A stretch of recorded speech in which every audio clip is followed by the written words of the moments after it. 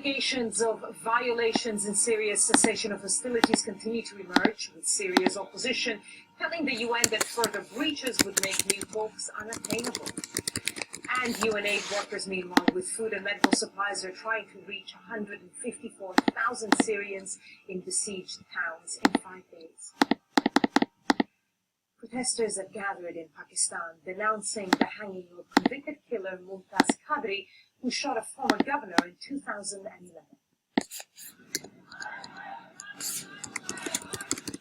The execution has triggered protests in several cities across the country, including the capital, Islamabad. Some religious and political leaders had publicly defended the killer. Qadri, who repeatedly shot Governor Salman Taseer at a marketplace, said he killed the governor because he spoke out against the country's blasphemy laws. A symbolic funeral has been held in Gaza for a Palestinian man who died in suspicious circumstances in Bulgaria on Friday. Omar al-Nayef's body was found in the Palestinian embassy's backyard in Sofia. Prosecutors are investigating whether he was pushed or whether he fell. Bernard Smith reports. In Gaza, a funeral without a body, staged by members of the Marxist Popular Front for the Liberation of Palestine. It's for Omar al-Nayef, who died at the Palestinian embassy in Bulgaria last week. Al-Nayef was jailed by an Israeli court in 1986 for his role in the murder of a Jewish ultra-Orthodox seminary student. 4 years later, he escaped custody and eventually turned up in Bulgaria.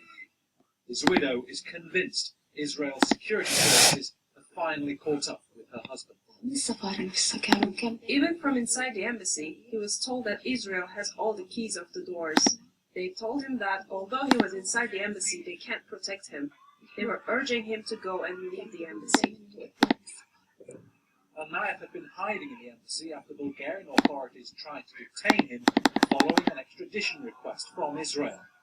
His family says while he was there, people dressed as security staff came to the mission saying a bomb had been planted and checked the building, including where Al-Nayef stayed.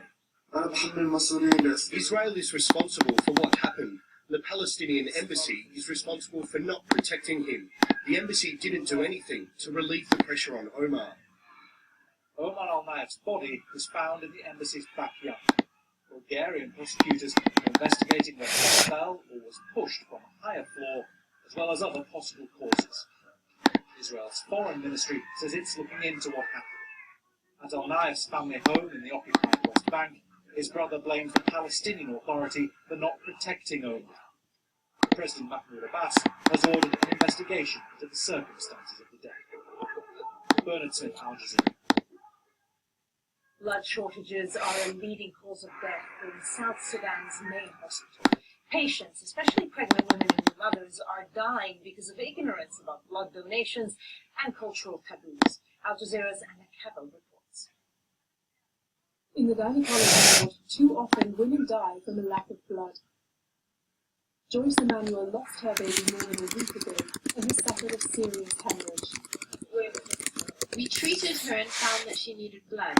If she doesn't get blood, she'll eventually suffer heart failure and die. Joyce's mother was willing to donate, but wasn't a match. Her father was a match, but refused to give her his blood. The hospital couldn't help either. There are only 9 units of blood in this fridge, and it's all been donated for specific patients.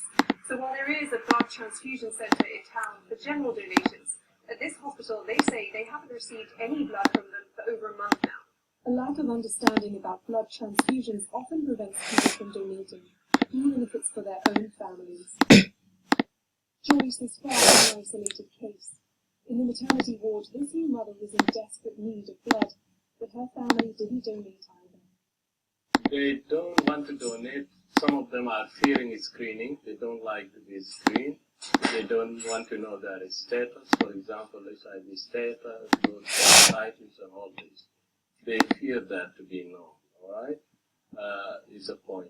Some of them feel that if the blood is taken from them, they may develop diseases and all this. Until cultural attitudes around donating blood change, giving birth in South Sudan will continue to be a great risk. Anna Cabell, Al Jazeera, Juba, South Sudan. A drought caused by the weather phenomenon El Niño has forced many farmers in Indonesia to to delay planting their crops, and that's causing food shortages in some parts of the country. Al Jazeera's Step Vassar reports. The Frianas tried to plant corn 3 times this year. They found that instead of nutritious food, only leaves grew. Most plants died because of the lack of water. And the season was delayed because monsoon rain started 2 months late. This year rain only fell a couple of times. Sometimes rain are heavy, but sometimes only drizzle, and sometimes it's only cloudy, and there's no rain at all. The weather phenomenon El Niño, which is predicted to reach its peak this month, has badly affected monsoon rains in the Asia Pacific. In many parts of Indonesia, rice harvests are predicted to fail because farmers were unable to plant. People have been waiting for rain for more than 2 months now. But even this won't be enough to save their crops. Their corn plants shouldn't be this high by now, and food stocks are running low. This is all the corn the Frianas and Sanche have left from last year's harvest. Meals have already been cut back, and they're hungry. I'm worried about the coming months, worried that we will be really hungry because of this drought. The government says food stocks are still sufficient, but experts are having doubts. The government should closely watch food stocks right now and make sure that all the data is complete. And if necessary, they should start handing out food supplies. They don't need to make a big deal about this, but just start handing out food where it's needed immediately.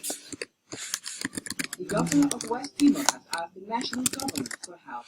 He also welcomes international organizations to assist if the situation worsens. 5 minutes. The Frianas and Stanchik can only hope any help will arrive soon.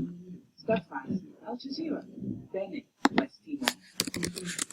A student from the US has given a tearful televised apology in North Korea almost 2 months after being arrested for stealing a political ballot. I never should have